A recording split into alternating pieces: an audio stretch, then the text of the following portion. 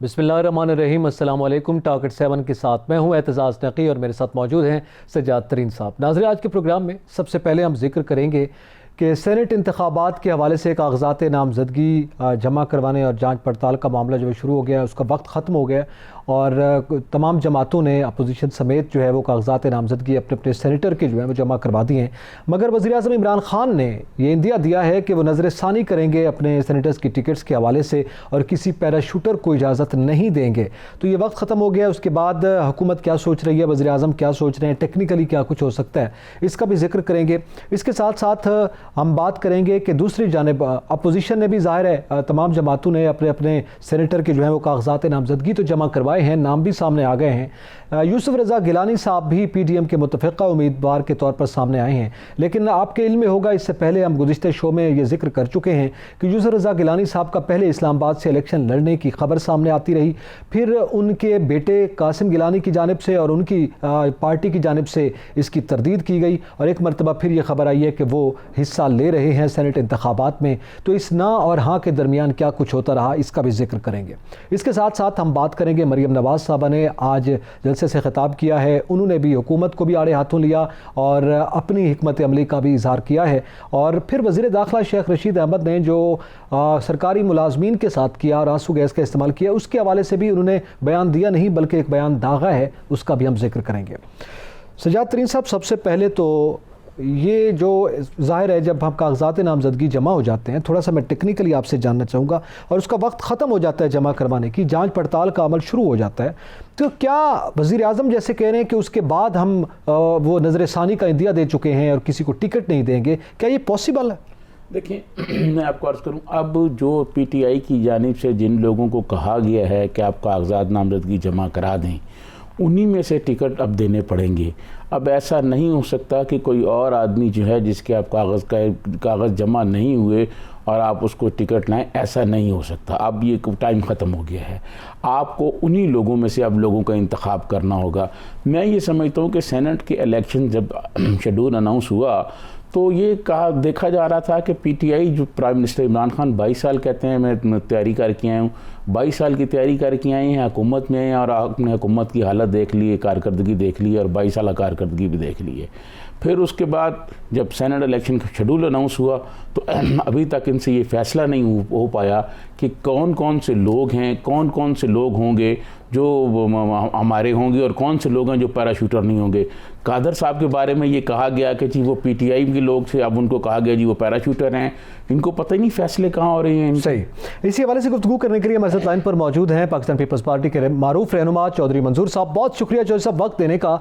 Sir, आपसे हम ये जानना चाहेंगे कि सेनेट इंतखाबात में कागजात नामजदगी जमा करवाने का वक्त ख़त्म और जाँच पड़ताल जो है कवायद की वो शुरू हो जाएगी, क्या इसके बाद नज़र-ए-सानी की जा सकती है?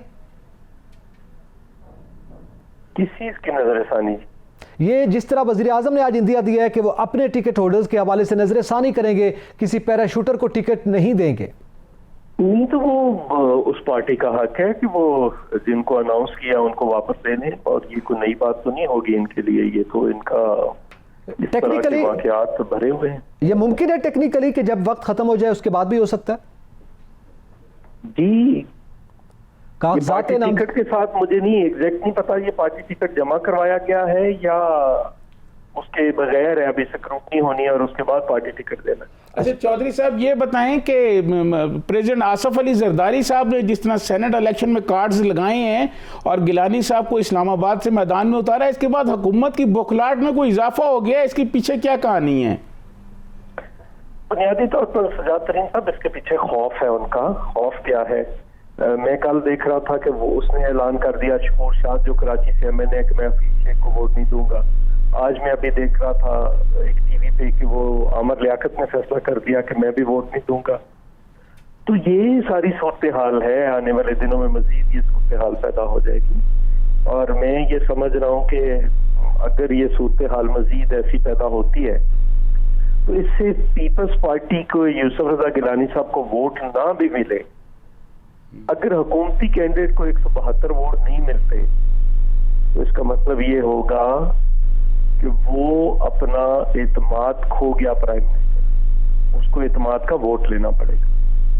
ये है इसके पीछे खौफ जो उनका नजर आ रहा है। लेकिन चौधरी साहब आप ये बताएं कि हुकूमत के पास कौमी असम्बली में तो अक्सरियत मौजूद है, उन्होंने बजट भी पास कराया है, उसके बावजूद बुखलाहट क्यों हो गई है हुकूमत को? देखिए, को 20, 25, 30 के करीब लोग हैं जो हफीज शेख को वोट नहीं देना चाहते जी।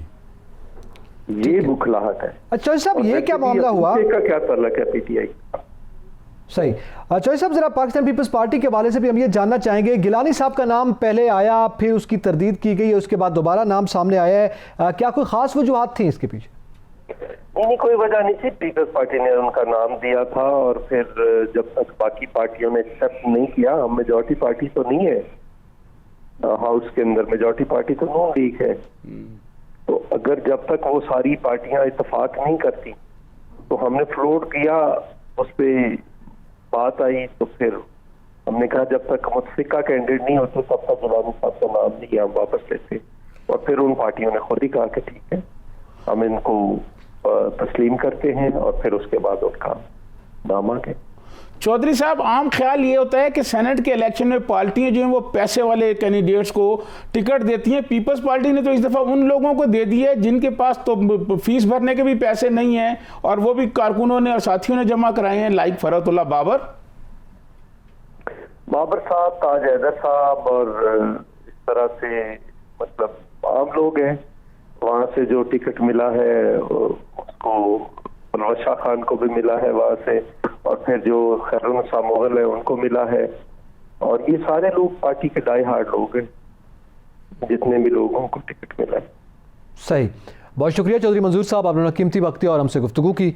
अब जाहिर है पाकिस्तान पीपल्स पार्टी के हवाले से एक वर्जन जो है वो आपके सामने आ चुका हुआ है। सजाद तरीन साहब, इसमें यानी ये तो हक है किसी पार्टी का कि वो उसमें रिव्यू कर सकता है, जैसे अभी चौधरी साहब ने इब्तिदा में हमने ये सवाल किया जिस पे हम गुफ्तगू कर रहे थे। मैं आपको एक टेक्निकल जो वजह आपने पूछी वो ये है कि जिन लोगों ने कागजात नामजदगी जमा करा दिए हैं ना, अब उन्हीं में से लोगों को आपको इंतखाब करना पड़ेगा, उन्हीं लोगों में से टिकट आपको देने पड़ेंगे हुकूमत की जानिब से या अपोजिशन की जानिब से। जिन जिन लोगों ने कागजात नामजदगी जमा कराए हैं और 60 टिकट जमा नहीं कराए, अब ऐसा मुमकिन नहीं है कि कोई और आदमी आएगा और वो कागज जमा कराएगा, ऐसा इसकी कोई गुंजाइश नहीं है। अच्छा, जो लोग कागज जमा करा चुके हैं, ठीक है, उन्हीं में से अब प्राइम मिनिस्टर इमरान खान को ये देखना होगा कि किस किस को टिकट देना है, और वो सारे वही लोग हैं। अब मेरे ख्याल में ज़रा मुश्किल हो गया उनके लिए अब फैसला करना मुश्किल हो गया। लेकिन साथ ही ये स्टेटमेंट वज़ीर आज़म की किसी पैराशूटर को वो सेनेटर नहीं बनाएंगे, तो अब इन्हीं में से जिन्होंने कागजात नामजदगी जमा करवाए, जिनको टिकट मिलेगा तो ये समझा जाए कि वो पीटीआई के डाई हार्ड लोग हैं और बाकी सब पैराशूटर्स हैं। देखिए, मैं आपको अर्ज़ करूँ, एक रोज़ पहले मैं एक फेडरल मिनिस्टर का इंटरव्यू सुन रहा था एक चैनल पे, तो उनका हलक खुश्क हो रहा था ये बात कहते हुए कि जनाब नहीं, वो अब्दुल कादर जो हैं वो तो पार्टी के लोग हैं, पार्टी को 1 करोड़ इतने वोट मिले हैं, पार्टी ये जीतेगी, पार्टी जिसको चाहेगी देगी वो गई। आज प्राइम मिनिस्टर ने उसके बारे में कहा है कि वो किसी पैराशूटर को नहीं देंगे और कादर को नहीं देंगे। तो मैं ये समझता हूँ कि हुकूमत के अंदर डिसिप्लिन का बहुत बड़ा फुकदान है। हुकूमत के पास कोई हिकमत अमली नहीं है। हुकूमत जो है, जिस तरह हुकूमत चलती आई है 2.5-3 साल में, कोई हिकमत अमली नहीं, कोई प्लान नहीं। इसी तरह सेनेट इलेक्शन का बहुत शोर मचा हुआ था कि जी हम ये हो जाएगा, वो कर देंगे, ओपन बैलेटिंग के लिए जा रहे हैं, सब कुछ। लेकिन इनके पास अपनी कोई हिकमत अमली नहीं थी, इनके पास कोई फार्मूला तय नहीं था कि किन लोगों को हमने मैदान में उतारना है। जबकि दूसरी जानिब अपोजिशन की जो जमातें हैं, चाहे वो मुस्लिम लीग नून हो, चाहे वो पीपल्स पार्टी हो, चाहे मौलाना साहब की पार्टी हो, दीगर पार्टियाँ हों, उन्होंने ये पहले से होमवर्क शुरू कर दिया था, और अपनी पार्टी के जो डाई हार्ड लोग हैं, जो उनकी पार्टी के पुराने लोग हैं या उनके बयानिए के जो हामी हैं और बयानिए के साथ जो रहे हैं, वो उन्होंने उनको फाइनल किया और उनको वो कहा कि आप कागज़ जमा कराएं और टिकट उनको मिलेंगे। दूसरी जानिब जो पीटीआई जो है, ये मालूम नहीं क्या ख्वाब रात को ये देखते रहते हैं, सुबह उठ के फैसले कर देते हैं, कहीं कोई फैसला नहीं हुआ, इनको कोई होमवर्क नहीं है इनके पास। और यही वजह है, आप देखिएगा, यही वजह है कि जब ये रिजल्ट आएंगे तो इनके 1-2 सीटें कम हो सकती हैं। इसी वजह से जैसे लोग कह रहे हैं, अभी चौधरी साहब ने भी नाम लिया लोगों का कि फलां ने कहा फलां को हम वोट नहीं देंगे, फलां को हम वोट नहीं देंगे। सही, एक तो ये बात। दूसरी बात, अगर यूसुफ रजा गिलानी यहाँ से जीत जाते हैं तो फिर वो जो पीपल्स पार्टी अदम एतमाद के लिए बात कर रही है, वो फिर अदम एतमाद को कोई नहीं रोक सकता प्राइम मिनिस्टर के खिलाफ। एक बात। दूसरी बात, अगर 172 से कम वोट हफीज शेख लेते हैं तो फिर भी हुकूमत को, प्राइम मिनिस्टर को अब एतमाद लेना पड़ेगा, एतमाद का वोट देना पड़ेगा। अच्छा। तो आज सेनेट इलेक्शन जो बज़ाहिर ये लग रहे थे कि हुकूमत की मुश्किलात कम होंगी और सेनेट में इनकी अक्सरियत आ जाएगी और इनके कानून साजियों में इनको आसानी हो जाएगी, उसकी बजाय सेनेट इलेक्शन के से पहले ही हुकूमत के लिए मुश्किलात बढ़ गई हैं। ठीक है। और सिर्फ मुश्किलात इसलिए बढ़ गई हैं कि हुकूमत ने कोई हिकमत अमली नहीं बनाई, कोई होमवर्क नहीं है इनके पास। अच्छा, अब मुश्किलात का आपने जिक्र किया है, अदम एतमाद की आपने बात की, अगर ये सूरत हाल हो सकती है तो फिर उसमें ज़ाहिर है नेशनल असम्बली का रोल और फिर खुद सेनेट का रोल जो है वो भी बड़ा इंपॉर्टेंट होगा। इस हवाले से भी गुफ्तगू करते हैं और PTI के जो कुछ अरकान के वो बगावत का जिक्र है तो उसका भी जिक्र करते हैं। नाज़रीन, यहाँ पे वक्त तो एक ब्रेक का, हमारे साथ रहिएगा।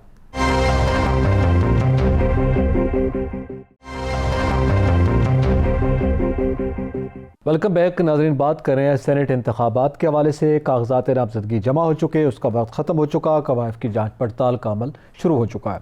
सजाद तरीन साहब, जैसे हम जिक्र कर रहे थे कि एक जानिब तो हुकूमती अरकान सेनेट इंतखाबात के हवाले से नाराज़ अरकान हैं और उनकी जानिब से कोई बगावत कौन सा हो सकती है, उसको मज़ीद भी थोड़ा सा मैं डिस्कस करना चाहूँगा। लेकिन ये अभी हमने गुफ्तगू की चौधरी साहब से भी, यूसुफ रज़ा गिलानी साहब का पहले नाम आया, फिर नहीं आया, फिर उसके बाद दोबारा वो आ गए, उन्होंने उसकी वजह तो बताई है। लेकिन क्या वजह है पाकिस्तान पीपल्स पार्टी ने यूसुफ रज़ा गिलानी साहब ही को क्यों नामजद किया है या मुतफ़िका उम्मीदवार के तौर पर सामने लाया जा रहा है? इसकी क्या कोई ख़ास वजूहत हैं? ज़्यादा उनके चांसेस हैं? दीगर भी बहुत से सीनियर अरकान मौजूद थे, ये पहले वज़ीर आज़म रह चुके हैं। देखिए, मैं आपको अर्ज़ करूँ, ये आपने बिल्कुल अच्छा सवाल किया है। वजह क्या है? वजह ये है कि यूसुफ रज़ा गिलानी साहब एक तो पहले प्राइम मिनिस्टर रह चुके हैं, उनके हुकूमत और अपोजिशन के तमाम दोनों जो लोग हैं वो उनके जानने वाले हैं, उनसे ताल्लुक़ है। फिर जो सबसे बड़ी बात वो ये है कि यूसुफ रज़ा गिलानी साहब की, आपको पता है, सिंध में रिश्तेदारी है और सिंध में GDA के बहुत अहम लोग जो हैं उनके बहुत करीबी अजीज़ हैं। तो ये सारा होमवर्क करके यूसुफ रज़ा गिलानी साहब को मैदान में उतारा गया है। उनको सिंध में कहीं अकामोडेट किया जाएगा और वो उनके जो अजीज़ हैं वो यूसुफ रज़ा गिलानी को अपने इत्तेहादियों के वोट दिलवाएंगे मरकज़ में। तो मैं समझता हूँ कि ये यूसुफ रज़ा गिलानी को बहुत सोच विचार के बाद मैदान में उतारा गया है। इनकी सिंध की जो रिश्तेदारी हैं वो भी इनके काम आएंगी।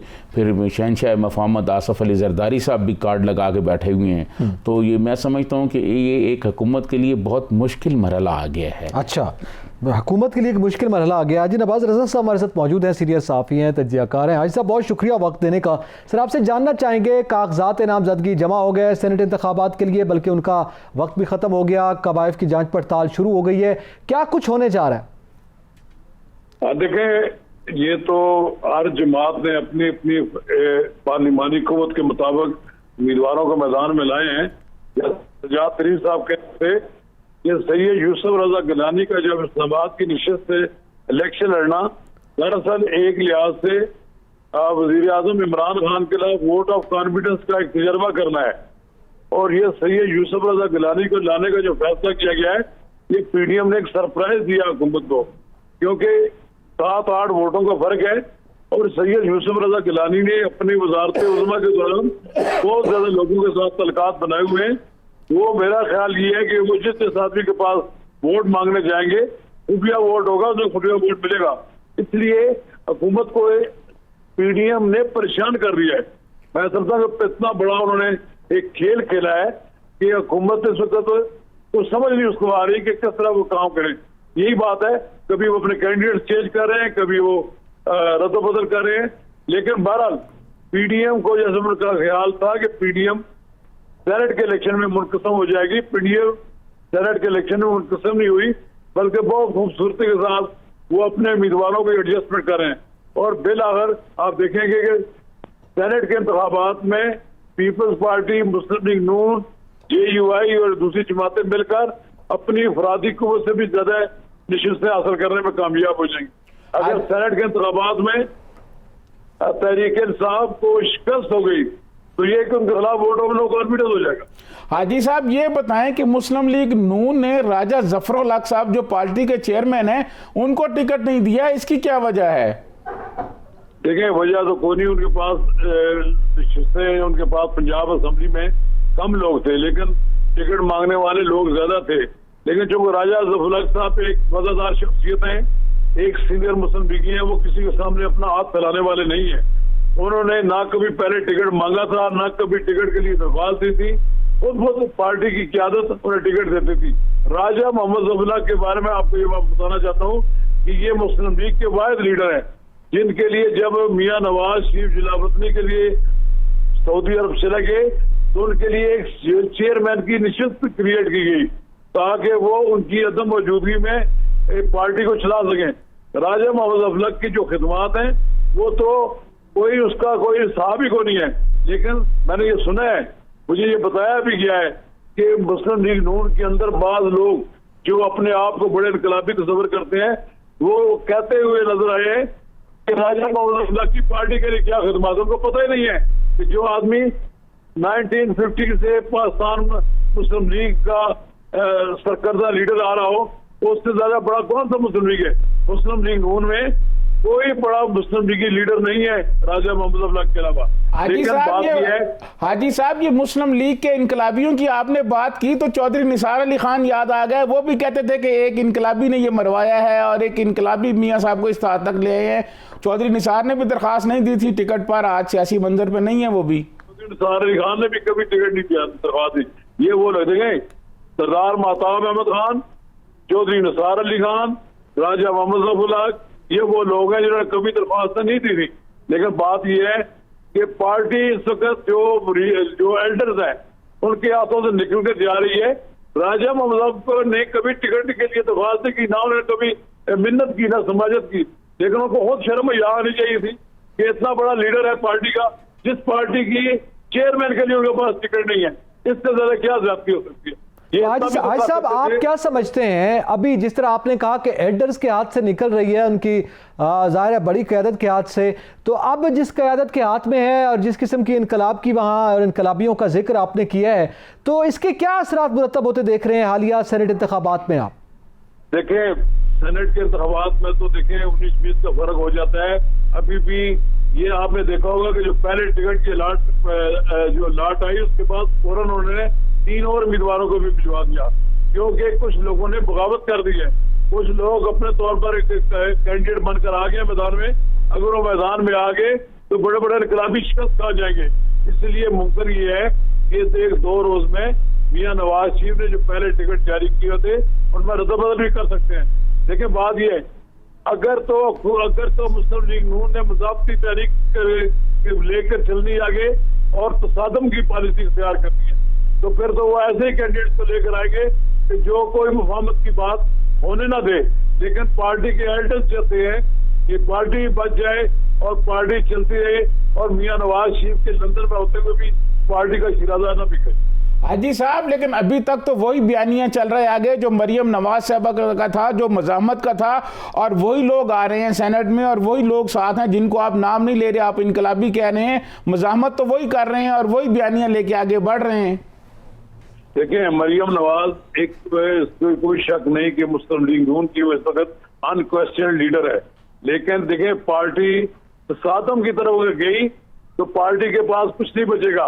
पार्टी अगर 2018 में भी अगर तसादम की तरफ न जाती तो आज उन्हीं की हुकूमत होती। लेकिन पाकिस्तान के जो जमीनी हकायक हैं उसमें तसादम भी एक खास लिमिट तक होना चाहिए। लेकिन अगर लिमिट क्रॉस कर दी जाए तो फिर बहुत सी खराबियां पैदा हो जाती हैं। अब उन खराबियों को तो ये सीनियर मुस्लिम लीग ही समेट सकते हैं।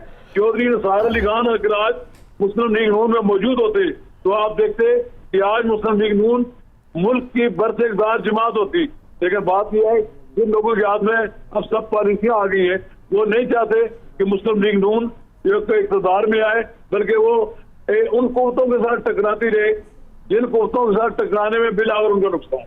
लेकिन हाजी साहब ये जो आपने बात की ये तो पीपल्स पार्टी के बारे में भी कहा जाता था कि वो टकरा गई है एस्टेब्लिशमेंट से 77 के बाद, वो कभी नहीं आएगी, वो नीज तो नाबूद हो जाएगी। आज भी जुल्फकार अली भुट्टो पाकिस्तान की सियासत पे राज कर रहा है, बार बार उनकी पार्टी हुकूमत में आई है।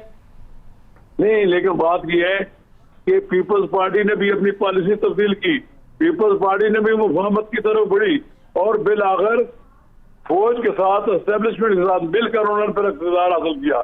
अगर वो यही इख्तियार करते रहते कि हमने किसी सूरत में भी फौज के साथ या एस्टेब्लिशमेंट के साथ मामला तय नहीं करने तो फिर वो भी बात धक्के खाते उन्होंने भी अपने लिए जगह बनाई। आप जिसको कह रहे हैं मुफाहमत का बादशाह आसिफ अली जरदारी की यही पॉलिसी है कि वो तसादम से अपने आप को अवॉइड कर रहे हैं, और अब भी वो पीडीएम की पॉलिसियों को नर्म करने की कोशिश करें। सही, बहुत शुक्रिया हाजी नवाज रजा साहब, आपने कीमती वक्त और हमसे गुफ्तगू की। ज़ातरीन साहब, ये बात जो आखिर में अभी की है हाजी नवाज रजा साहब ने, जब आपने कंपैरिजन किया पीपल्स पार्टी और नून लीग का, तो उसमें तो जाहिर है अभी आपने खुद ये जिक्र किया कि मफाहमत के बादशाह, तो तब्दीली तो आई है, बयानियों में तब्दीली आई है, हिकमत अमली में तब्दीली आई है। मैं आपको अर्ज़ करूं कि हाजी साहब ने जो बात की ना तब्दीलियों की, ये तब्दीली और मफाहमत को पीपल्स पार्टी ने 88 में नहीं आई थी। पीपल्स पार्टी ने एक बहुत लंबी मज़ाहमत की है, पाकिस्तान की तारीख़ में नहीं बल्कि जनूबी एशिया की तारीख़ में सबसे ज़्यादा कोड़े पीपल्स पार्टी के सियासी कारकुनों को मारे गए हैं, सबसे ज़्यादा फांसियाँ उनको हुई हैं।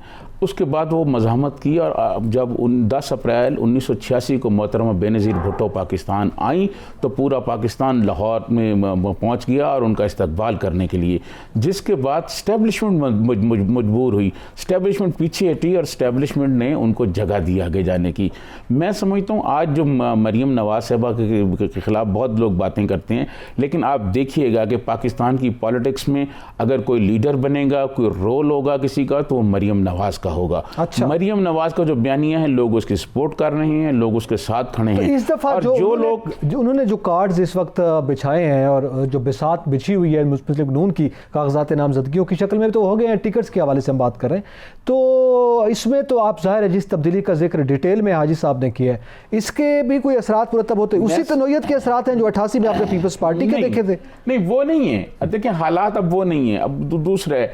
लेकिन मुस्लिम लीग नून के जिन लोगों को मरियम नवाज साहब ने टिकट दिए, वो वही लोग हैं जो मरियम नवाज साहब के बयानिया की हमायत करते हैं। बिल्कुल ठीक है। जो हमायत नहीं करते थे, जैसे अभी वो राजा ज़फ़रुल्लाह साहब की बहुत बातें सुना रहे थे कि राजा ज़फ़रुल्लाह साहब ने किया है, और फिर साथ उन्होंने ये भी कहा हाजी साहब ने कि जी एक इनकलाबी हैं जो कहते हैं कि उनका ये बिल्कुल ठीक है, उनका क्या रोल रहा है, क्या रोल रहा है उनका, उन्होंने क्या बात की है नवाज शरीफ के लिए, उन्होंने क्या बात की है पाकिस्तान में जमहूरियत और बुनियादी आज़ादियों के लिए। राजा ज़फ़रुल्लाह साहब जो ज़िया-उल हक़ के ओपनर बैट्समैन थे, ठीक है जी, ये सारे उधर से आए हैं। लेकिन उसके बावजूद जो अब बयानिया मरियम नवाज ने अपनाया है, जो लोग उस बयानिए के साथ खड़े हैं उनको टिकट दिया गया है, वही लोग सेनेट में आएंगे और वो उसी बयानिए को आगे बढ़ाएंगे जो मरियम नवाज का होगा। अब कोई दूसरा बयानिया नहीं चलेगा। पीपल्स पार्टी और नून लीग एक पिच पर हैं अभी, वैसे तो मौलाना साहब भी आ गए हैं। मैं ये समझता हूँ कि पीपल्स पार्टी और मुस्लिम लीग नून को एक पेज पे इस हवाले से नहीं कहा जा सकता कि मुस्लिम लीग नून में Maryam Nawaz aggressive point of view रख रही हैं, जबकि बिलावल का पॉइंट ऑफ व्यू वही है। लेकिन जो आसिफ अली जरदारी साहब हैं वो ये चाह रहे हैं कि मफाहमत हो, तसादम की तरफ हालात ना जाएं, लेकिन हालात मुसलसल जो हैं वो उसी तरफ जा रहे हैं कि जहाँ तसादम की सूरत हाल होगी। आसिफ अली जरदारी साहब मफाहमत की कोशिश तो करेंगे, लेकिन शायद हालात ऐसे बन नहीं पा रहे। तो लेकिन सर फिर बहुत से सवालात हैं, इसे हवाले से मजीद भी गुफ्तगू करते हैं। और सवालात ये हैं कि जनाब आप ये कह रहे हैं कि दोनों पार्टियों के दरमियान बयानियों के हवाले से एक इख्तलाफ अभी तक एग्जिस्ट करता है, चाहे नून लीग हो चाहे पाकिस्तान पीपल्स पार्टी हो, तो इस हवाले से भी जिक्र करते हैं। और इसके अलावा भी आज मरियम नवाज साहब ने भी खिताब किया, शेख साहब ने भी गुफ्तगू की, उसका भी जिक्र करेंगे। एक ब्रेक के बाद हमारे साथ रहिएगा।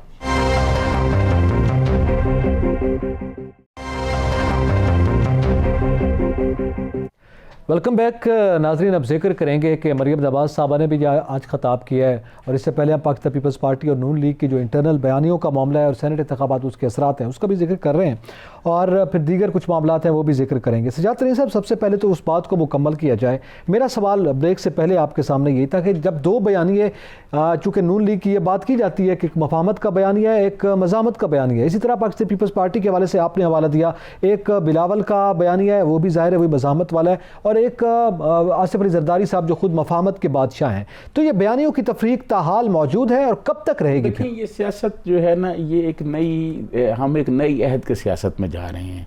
ये ग़ालिबन जब मियाँ नवाज शरीफ के ख़िलाफ़ आया ये पनामा का केस और फिर ये चली सिलसिला, तो इस तरह बहुत सारी चीज़ें तब्दील हुई और तब्दील की एक सियासत में एक तलखी पैदा हुई और फिर एक रवैयों में तब्दीली आई, एक रवैयों में तलखी आई। एक तो ये हुआ।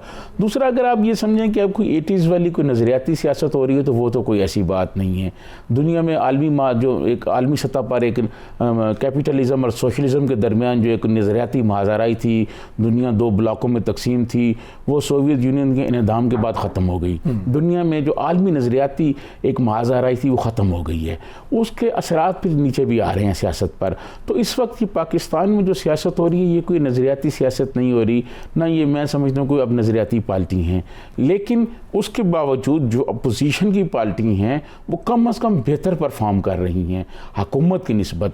जैसा कि सेनेट में मैंने अभी पर ब्रेक से पहले एक तफसील से बात की, हुकूमत से जो परफॉर्मेंस की तवक्को की जा रही है, जो मनसूबा बंदी की तवक्को की जा रही है, जो हिकमत अमली की तवक्को की जा रही है, वो नहीं हो पा रही और ना होने की वजह से हुकूमत को नाकामियाँ नज़र आ रही हैं। सही। तो ये अब हुकूमत को अगर कोई और होमवर्क करके दे दे तो दे दे, वरना आप यकीन मानिएगा कि ये जो सेनेट के इलेक्शन है इसमें हुकूमत को काफ़ी नाकामी होती हुई नज़र आ रही है। अच्छा, इसी के साथ थोड़ा सा जिक्र करते हैं। मरीम नवाज़ साहबा ने भी आज भी ख़िताब किया है और वही बातें उन्होंने भी दोहराई हैं कि हुकूमत पर तनकीद की है, परफॉर्मेंस नहीं है, 50 लाख घर कहाँ गए, 1.5 करोड़ नौकरियाँ मिली, आपके पास वोट, पब्लिक को मुखातिब थी कि आपके पास वोट मांगना है तो आप पूछिएगा हमारी नौकरियाँ कहाँ गई। ये सब कुछ चल रहा है। तो सर वो हम बात अक्सर अपने शोबे करते हैं कि अपोजिशन सेनेट इंतखाबात की बात हो, आपके पास जलसे हों, आपके पास कोई और फोरम हो, अपोजिशन भी जब तकरीर कर रही होती है तो सवाए तनकीद के उनके पास भी कोई प्लान नहीं है कि जनाब अगर आप हमारे साथ चलेंगे तो हम अब ये कुछ तब्दीली के साथ इस अमेंडमेंट के साथ आ रहे हैं, हम IMF से ऐसे आपकी जान छुड़वाएंगे। देखिए, मैं आपको अर्ज़ करूं कि IMF से जो है ना वो तो जान नहीं छूट सकती हमारी।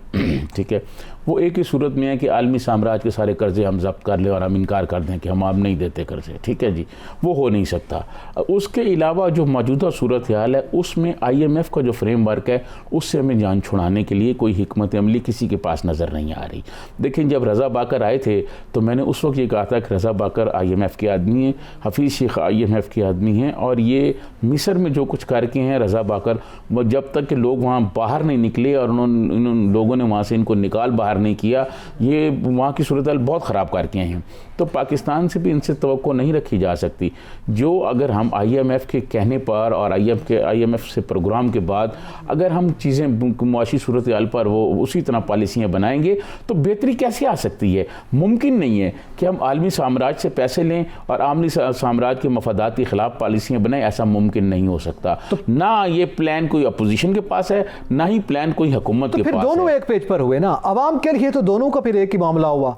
PTI आए, पीपल्स पार्टी आए, नून लीग आए, अवाम के हवाले से तो किसी के पास कोई प्लान नहीं। मैं आपको अर्ज़ करूं कि इसहाक डार को आप जो मर्जिया कहें, आप कहें कि उन्होंने मसनूई अंदाज में डॉलर को रोका हुआ था, महंगाई रुकी हुई थी। पीपल्स पार्टी के आप दौर में देख लें, पेट्रोल आलमी सतह पर बहुत महंगा हो रहा था, लेकिन उसके बावजूद जो है आलमी सतह पर महंगा होने के बावजूद यहाँ सूरत हाल कंट्रोल में थी। ठीक है जी, ठीक है। तो ये जो सूरत हाल इस वक्त यहाँ बन गई है, ये इस हुकूमत के पास ना तो आलमी सतह पर चीज़ें कंट्रोल हो रही हैं, ना मकामी सतह पर चीज़ें कंट्रोल हो रही हैं। खारजा पॉलिसी आप देख लें, बाकी चीज़ें देख लें, मुआशी सूरत हाल तो ऐसे हो गई है कि महंगाई, गुर्बत, बेरोज़गारी और बढ़ती चली जा रही है। और मैं आपको एक और बात बता दूँ, ये यहाँ पाकिस्तान में मुख्तलिफ तजर्बात माजी में भी होते रहे हैं। आपको याद होगा जनरल मुशर्रफ ने काफ लीग बनाई थी, ठीक है, और काफ लीग ने, आप पंजाब में जाके देख सकते हैं कि चौधरी परवेज़ इलाही के ज़माने में काफ लीग में बहुत काम हुए, हमारे जुनूबी पंजाब में भी बहुत काम हुए।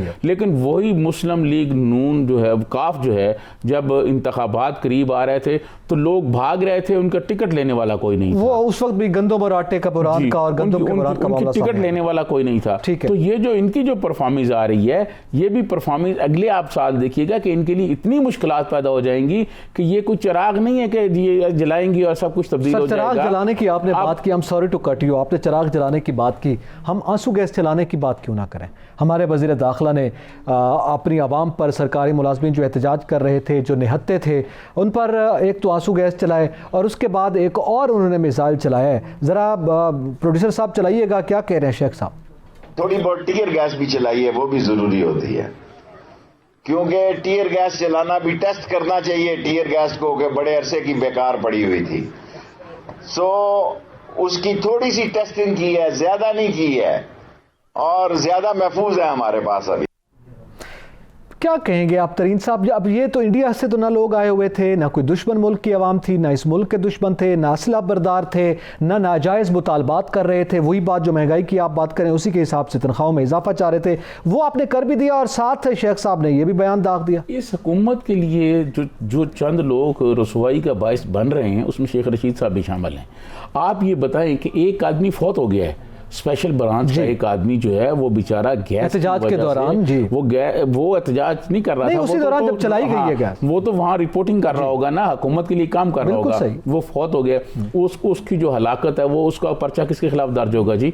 आप मुझे ये बताएं, आपने एक तो ये जो इन्होंने गैस चलाई है ये एक्सपायर गैस है, ये बहुत ज़माने से पड़ी हुई, जो वो कह भी रहे हैं बड़ी ज़माने से पड़ी हुई है, ये एक्सपायर है। और एक तो गैस वैसे जहरीली होती है, जो एक्सपायर हो जाए ये उससे ज़्यादा जहरीली गैस हो जाती है। तो मैं ये समझता हूँ कि वज़ीर दाखिला को कम अज़ कम कोई महज़ब अंदाज में बात करनी चाहिए। लेकिन हमारी बदकिस्मती है कि हमारे मुल्क में ऐसे ऐसे लोग मुसल्लत कर दिए जाते हैं, बस फिर वो आ जाते हैं और फिर वो ये सारा कुछ करते हैं। लेकिन एक बात याद रखिएगा, मैं शेख रशीद साहब को उस वक्त भी मिला था जब अजीम फ़ौज के अजीम जनरल नसीरुल्लाह बाबर ने इनके खिलाफ कलाशनकोफ पर्चा दर्ज किया था और ये जेल में थे। और उस वक्त ये जिस किस्म की बातें कर रहे थे, कभी आप उस पर प्रोग्राम रखिएगा, मैं वो भी बताऊंगा। आज तो अपोजिशन को ये डराते हैं ना कि ये कर देंगे और गैस भी चला देंगे और ज्यादा जफा करोगे तो जफा करेंगे। और उस वक्त जो इन्होंने अल्फाज कहे थे वो मैं सारा प्रोग्राम आपको बताऊंगा कि जब मैं बहावलपुर जेल में इनको मिलने गया तो जनरल नसीरुल्लाह बाबर के बारे में ये क्या कहते थे, जो वजीर दाखिला थे और कलाशनकोफ केस में ये अंदर गए। मैं ये समझता हूं कि कम अज कम इनको ख्याल रखना चाहिए कि किस तरह बात करनी है, किस तरह अपनी आवाम के साथ ये जुल्म नहीं करना चाहिए। जो मुल्क की मशीनरी चलाते हैं, इसको यकीनी तौर पर में ये तवक्को की जा रही है कि वज़ीर आज़म इसका ज़रूर जो है वो ख्याल भी रखें, या फिर इस पर कुछ उनका कोई जो बयान ज़रूर सामने आना चाहिए, क्योंकि ये तौहीन की गई है उन सरकारी मुलाज़मीन की। एतज़ाज़ नकीर से जातरीन को इजाज़त दीजिए। अल्लाह हाफ़िज़।